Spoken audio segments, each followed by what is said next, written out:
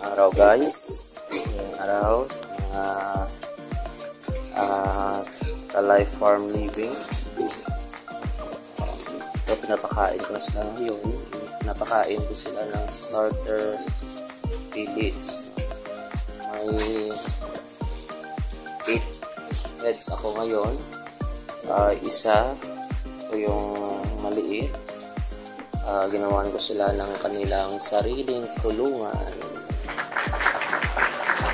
Salamat sa Panginoon na binigay niya blessing. Bali mga 12 silang magkapatid. Kaso yung dalawa nanganak yung inahin ko.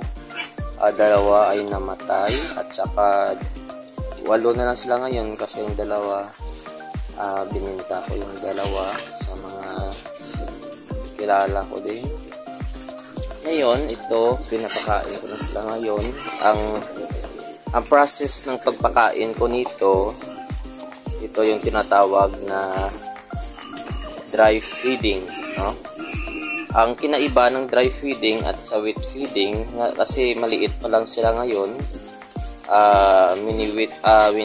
dry feeding ko muna. Pagkatapos ng 1 buwan, pwede ko na silang i-wet feeding. Yung pinagkaiba sa wet feeding and dry feeding, may dalawa ko ito. Ipakita ko dito yung dalawa kong mga fatteners to. Papakainin ko pa ngayon. Ito, ang ginagawa ko sa kanila, pinapakain ko sila ng wet feeding. Yung process na ito ipakikita ko sa inyo mga ka-life farm living. Ito, ang ginagawa ko, nilalagyan ko muna ng tubig, tapos nilalagyan ko ng starter pellets. Kasi dung dati nang ako alaga din ng mga fatteners, ang ginagawa ko dati ay nag-start ako ng hog grip, starter feeds, and then nag-grower ako, tapos nag-finisher ako. Ngayon, tinatry ko na mag-starter hanggang umpisa, hanggang pag-dispose ng alaga kong mga fatteners. Sobrang mga sila guys, mga magandang kumain. Ito inahin ko kasi yung mga bilik ko may 55 days na sila ngayong araw. Yung ginawa ko sa inahin ko or sa gelt ko ay pinapakain ko muna, tapos yung tinatawag dini-worm ko, binilhan ko ng pampapurga para mabilis siyang lumandi, no? Importante kasi yan na lumandi siya within sa kanyang time, no? Ngayon, ito yung natawag sa dry feeding ko. Dapat mga ka-life farm living, kailangan tayo may drinker, no? Dapat may drinker tayo. Nilagyan ko ng 2 drinker yung sa ilalim, para kasi nung maliit pa sila, that's why hindi nila maabot kapag mataas. Yung ginawa ko, lagyan ko sa ilalim, at saka kapag lumaki na sila, nilagyan ko din sa itaas, no? Yung ginagawa nila. Ito lang po yung ginawa kong container, no? Yung container, no? Nilagyan ko dito ng tubig nila, at saka nilagyan ko yun ng hose, no? Ito yung dry feeding ko, no? Kayo guys, ang mas importante, no, subaybayan natin yung mga alaga natin kung saan yung mas maganda, no?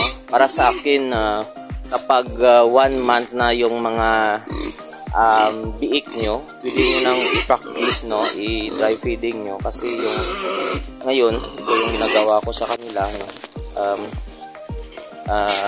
With feeding ko sila, no. Ito yun, ito yun, kapag umaga, no, ang ginagawa ko mga guys, mga ka-live farm living, no, pinaparamihan ko sila ng pagkain, no, kasi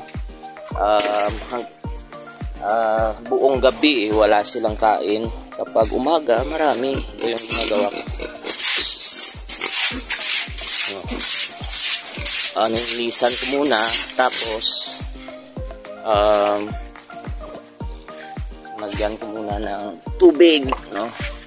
So guys, so ginawa ko kasi dito sa dito malayo sa mga tao kasi dito mas maganda. Tsaka may ilaw din ako dito.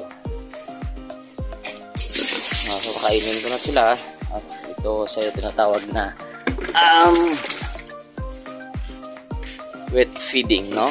Kayo guys, encourage you na hindi naman ako depende sa inyo guys kapag gusto nyo ng dry feeding o sa wet feeding, pero ako mas maganda yung wet feeding din kasi makikita mo yung tiyan nila, sobrang busog na busog. Ang kinaiba ng dry feeding, no, nilalagyan mo sila ng feeds, no, maraming kain nila, tapos mga bantayan yung mga 30 minutes 1 minute, no, ang lulubo na yung mga tiyan nila, no. Ang kinaiba lang dito sa wet feeding, makita mo talaga yung lumulubo talaga yung kanyang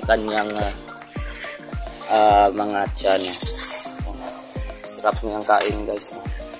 Sobrang mga tsaka gumagamit din ako guys, no, ng King Vita Plus, no, para sa kanilang mga pagkain. Nilagyan ko ng isang kutsara, tapos minimix ko sa kanilang pagkain, no. Ito yung mga ko guys, mamaya mga 30 minutes 1 minute talakyan yung mga lulubo na yung mga kanila. Salamat po mga ka-live farm living.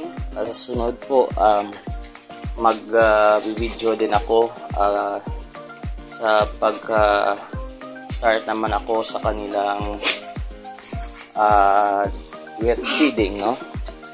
At saka mas maganda ngayon yung bilihan ng mga baboy ngayon kasi dumanas ang mga baboy ng ESF tawag doon. Salamat ako sa Panginoon, nakasurvive yung mga inahin ko, yung mga patiners ko, and then yung mga biik ko. Salamat talaga sa Panginoon, no. Salamat ako, pinipurso ko talaga ito at pinipray no, sa Panginoon na maka-extend naman, no. Sunod video naman ako kung paano, no, ang aking papakain at saka yung ilang baso, yung ilang kilo yung pinapakain ko sa kanila. Salamat guys, and then salamat, no. Please pag-subscribe guys ang Live Farm Living, no, para maraming mga video pa tayo na iba pa mapapanood, no. Salamat, and then God bless.